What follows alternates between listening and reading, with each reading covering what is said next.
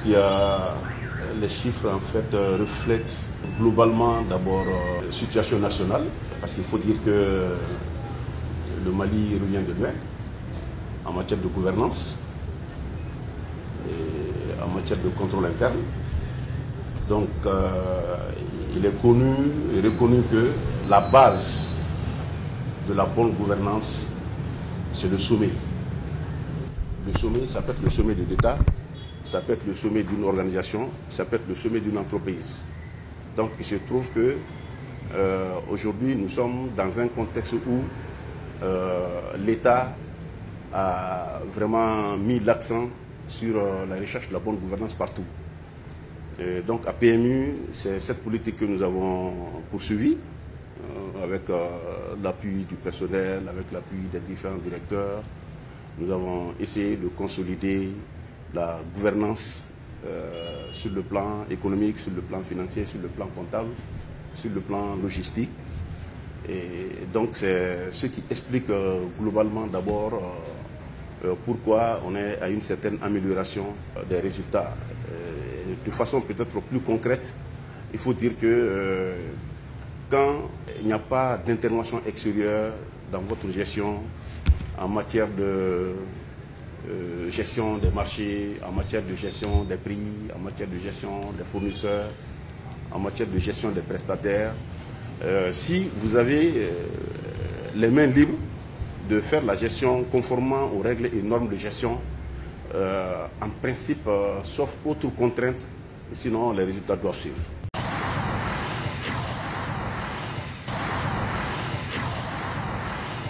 Il faut dire qu'en 2022, on a fait un résultat, pour le moment, qui est un résultat record, parce que c'est 20 milliards 900 millions.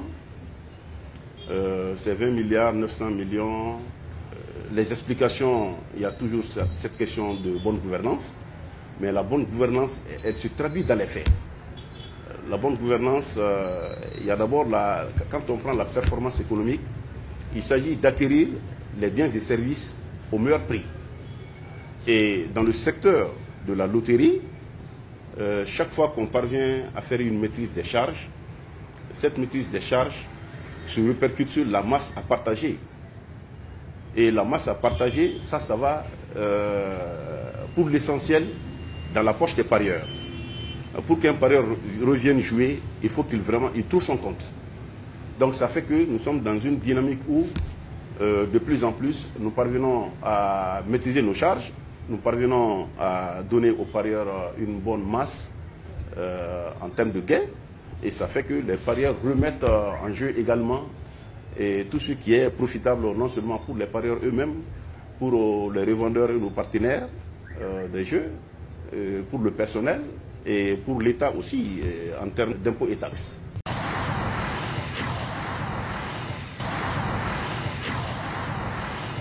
Je pense que cette question, elle est quand même très vaste et il faut éviter d'écorcher les personnes, mais parce que chaque direction a sa vision, chaque direction a sa politique. Mais quand j'ai pris fonction, par exemple, l'une de mes premières tâches, ça a été de faire une certaine restructuration. Et je pense qu'à l'époque, il n'y avait par exemple pas deux pôles.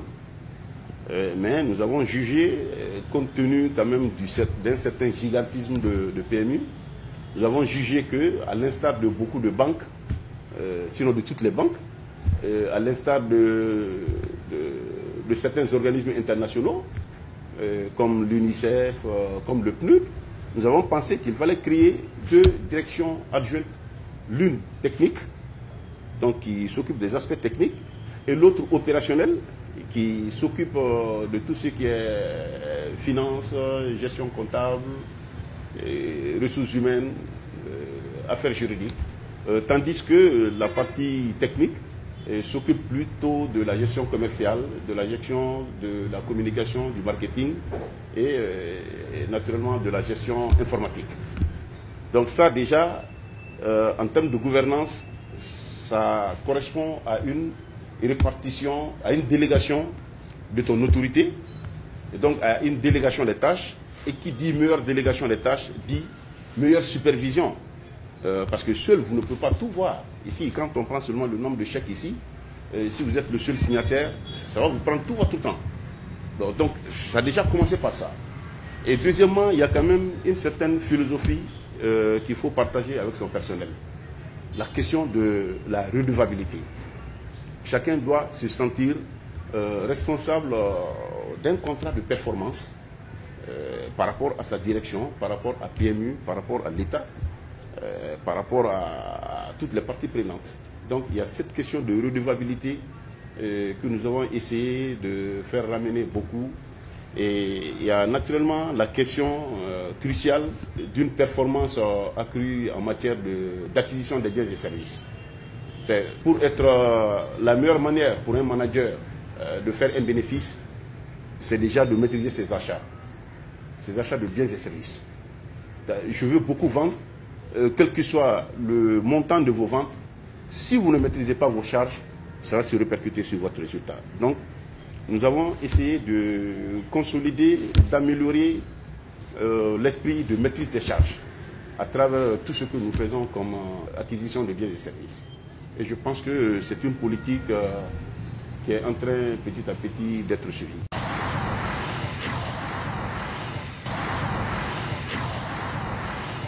En termes de perspective, nous sommes en train de penser à 4 axes qu'il faut développer.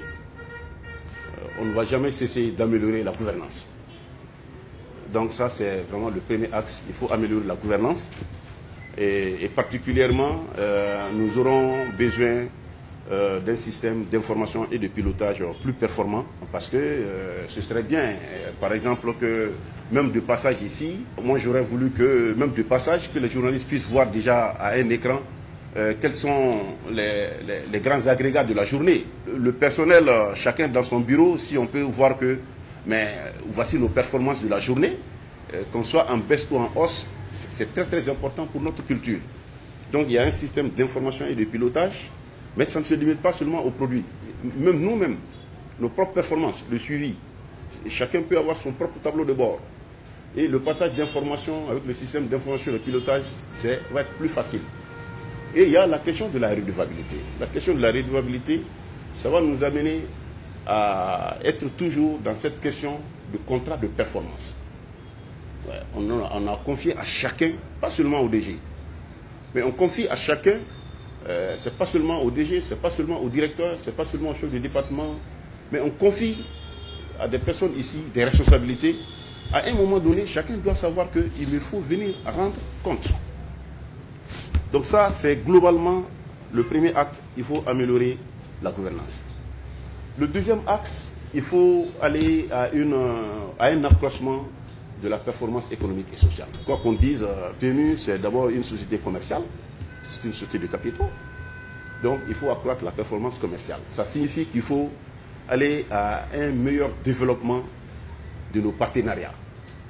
Nous avons des partenaires, il y a certains qui sont en train toujours de frapper à notre porte, mais il y a lieu de mieux asseoir ce partenariat. Et par rapport à ce point, on est par exemple en train de sortir du déclaratif pour venir à un meilleur suivi direct et instantané des chiffres d'affaires de nos partenaires. C'est-à-dire, autrement dit, hier, nos partenaires venaient nous déclarer, nous avons fait tel chiffre d'affaires, nous n'avons aucune mesure de contrôle, on est obligé de prendre pour argent comptant ce qu'ils disent. Dans un avenir très proche, nous allons faire en sorte que c'est plutôt nous qui allons les informer quel est le chiffre d'affaires, quelle est la part qui leur revient et quelle est la part qui revient à PMU. Donc naturellement, ça va forcément booster le chiffre d'affaires. Donc il y a ce partenariat stratégique qu'il va falloir développer. Mais il y a également, vous êtes conduit par une équipe de marketing et de communication. C'est un axe qui doit être beaucoup développé parce que on ne connaît pas beaucoup certains de nos produits. Quand on parle de PMU, les gens pensent beaucoup plus aux courses hippiques. Mais il y a les paris sportifs, il y a les loteries, il y a les jeux virtuels. Donc il y a ce axe-là qui va être très très important par rapport aux performances économiques. La question de faire un meilleur mixage entre les produits et les canaux de distribution et une meilleure connaissance également de nos produits. En termes de performance sociale, on a déjà soumis au conseil d'administration les avant-textes, projets de texte sur la création d'une fondation PMU. Cette fondation PMU, ce sera pour une meilleure structuration des appuis que nous faisons dans le cadre des œuvres sociales, parce que la fondation, les textes prévoient déjà un conseil d'administration et nous estimons qu'à travers la fondation, on peut utilement servir beaucoup dans le cadre de la responsabilité sociétale des entreprises, avec une meilleure rationalisation des appuis de PMU dans le domaine de la santé, dans le domaine des forces armées et de sécurité, dans le domaine des fourrages, dans le domaine de l'éducation. Donc nous pensons que notre performance économique doit être en phase avec notre performance sociale.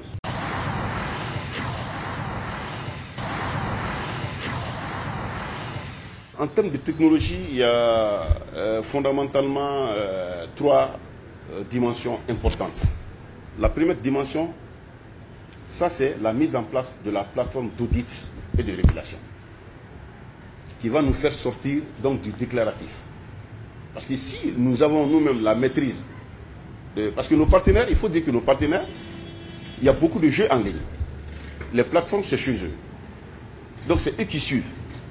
Et c'est eux qui nous déclarent, voici ce que nous avons eu comme pari. Et voici quels sont les gains. Nous n'avons aucun moyen de contrôler ces déclarations. Donc, l'un des gros challenges du premier semestre même de 2024, c'est de faire fonctionner cette plateforme. Le deuxième champ, c'est que aujourd'hui, nous avons deux partenaires qui ont des plateformes. Le deuxième partenaire n'a pas encore bouclé ces 2 mois. Mais nous, notre challenge, c'est que il faudrait que PMU même ait sa propre plateforme. Avec les deux partenaires, nous sommes dans un système de partage de revenus, de partage de ressources. Cette l'autre plateforme va enregistrer un chiffre d'affaires, on va déduire des charges communes, et après le reliquat, nous allons toujours leur restituer une partie. Mais on se dit que c'est le champ de l'informatique, de l'innovation, de la technologie. Pourquoi PMU même ne peut pas mettre en place sa propre plateforme de jeu? Et en ce moment, les ressources seront à 100% pour nous. Ça, c'est le deuxième gros chantier. Le troisième gros chantier en matière d'innovation, c'est que vous ne pouvez pas aujourd'hui développer le monde de la loterie et ne pas penser aux innovations, ne pas penser au développement technologique. Aujourd'hui, c'est certain que nous, dans les missions de PMU, il y a l'absorption du chômage. Donc, nous n'allons pas poser des actions qui peuvent créer des problèmes en matière de résorption du chômage. C'est à nous d'imaginer, d'avoir une bonne conduite du changement, de bien comprendre comment on peut concilier la résorption du chômage et le développement technologique, les innovations. Parce qu'aujourd'hui, à cause des barrières religieuses, à cause des barrières culturelles, il y a certains amoureux de la loterie qui ne peuvent pas aller dans nos kiosques. Donc, il s'agit de voir comment faire en sorte que les produits peuvent être sous leurs mains sans qu'ils ne se déplacent. Et ça va être à travers une certaine digitalisation.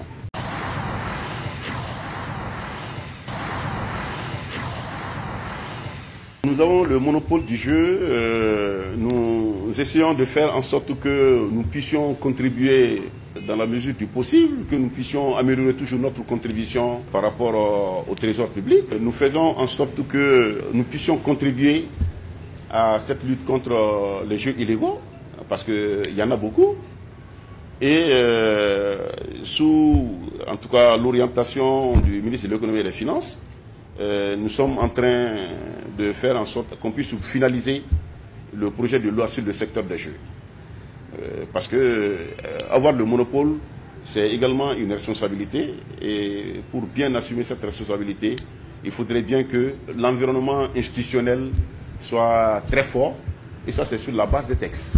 Il y a déjà un projet de loi avec le concours de beaucoup de structures et sous la direction du cabinet du ministre de l'économie et des finances. Et je pense que quand déjà cette loi sera là, ça va être très très important pour nous.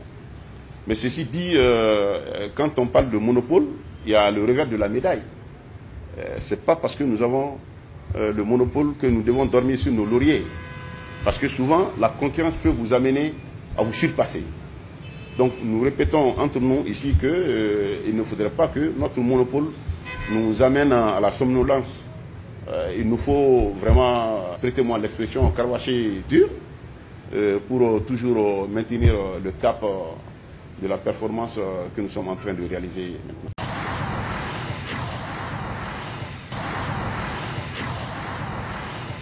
Non, PMU a beaucoup de difficultés. Quand on prend les facteurs de motivation sur le plan international, sur le plan général, bon, en tout cas sur un plan académique, quand on prend les facteurs de motivation, il y a le lieu de travail, il y a le cadre de travail. Okay? C'est en prenant les facteurs d'hygiène de Frédéric Herzberg, il dit que l'un des facteurs de motivation, c'est le cadre de travail. Donc vous prenez PMU aujourd'hui, par rapport à cette performance, nous ne sommes pas dans un cadre de travail qui est assez bon. Et je pense qu'on est trop à l'étroit ici. Et le bâtiment, il n'est pas aussi opérationnel que ça. Je pense que les journalistes peuvent se rendre compte de ça quand ils voient. Et deuxièmement, les difficultés. Il y a la question de la gestion des barrières culturelles. Et ça, c'est sur un plan sous-régional, mais je pense qu'à travers la communication, c'est quelque chose que nous allons pouvoir relever. Parce qu'au Maroc, tout près, quand je prends la Société royale d'encouragement du cheval, elle est très très performante, elle fait de très très bonnes choses. Et pourtant, nous sommes, le Maroc et nous sommes dans la même loi islamique. Bon, donc, mais chez nous, il y a encore cette difficulté qui est là. Et troisièmement, je dirais que il faut avouer que sur le plan quand même de l'informatique et de la technologie, nous avons quelques retards. Nous devons aller il faut qu'on puisse accélérer à PMU, de nous mettre à jour en matière d'innovation, en matière de nouvelles technologies. Mais le reste, quand on prend la gestion des relations, par exemple le syndicat direction générale, nous comprenons cela parce qu'il faut comprendre qu'on peut être victime de ses propres résultats sur le plan positif et sur le plan négatif. Nous comprenons que par rapport aux résultats qui sont en train d'être faits actuellement, qui est beaucoup plus de revendications, mais nous nous disons qu'à travers un dialogue constructif et quand on met tous l'avenir de PMU et du Mali en avant, il n'y a pas de raison qu'on ne puisse pas se comprendre. Ce n'est pas un fleuve qui est là comme ça, qui coule tranquille.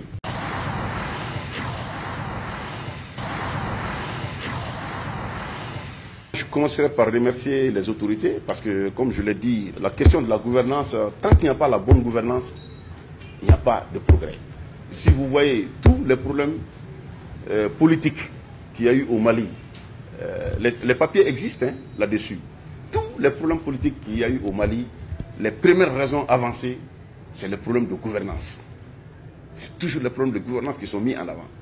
Donc on a la chance d'avoir aujourd'hui une équipe qui est tournée vers l'amélioration de la bonne gouvernance. En témoigne la prochaine création de la Cour des comptes au Mali. Donc c'est très important de reconnaître cela parce qu'il ne faudrait pas que cela baisse dans le temps et dans l'espace. La deuxième chose, c'est vraiment un mot à l'endroit des parias, parce que ce sont des parieurs qui nous font confiance. PMU existe, c'est grâce aux parieurs. Et donc nous devons une forte reconnaissance à ces parieurs qui nous font confiance. Et nous estimons qu'à notre tour aussi, nous allons tout faire pour mériter davantage leur confiance. Il y a ensuite le personnel. Quand je dis le personnel, les gens peuvent voir facilement le directeur. Mais il y a un personnel qui est là, qui ne descend souvent pas avant 20h30, avant 21h. Nous sommes accompagnés également par des partenaires. Ces partenaires, il y a des partenaires par rapport aux paris sportifs, il y a des partenaires par rapport aux points de course en direct. La plupart est gérée plutôt par des partenaires privés. Et donc il y a quand même beaucoup de ces partenaires également qui nous permettent d'avoir des chiffres qui sont intéressants. Bon, je pense que globalement, si nous devons parler de ceux qui sont autour de cette question de chiffre d'affaires, il y a ces différentes parties prenantes. Et le dernier élément, peut-être que je vous sers mal, mais en tout cas, ça c'est la presse.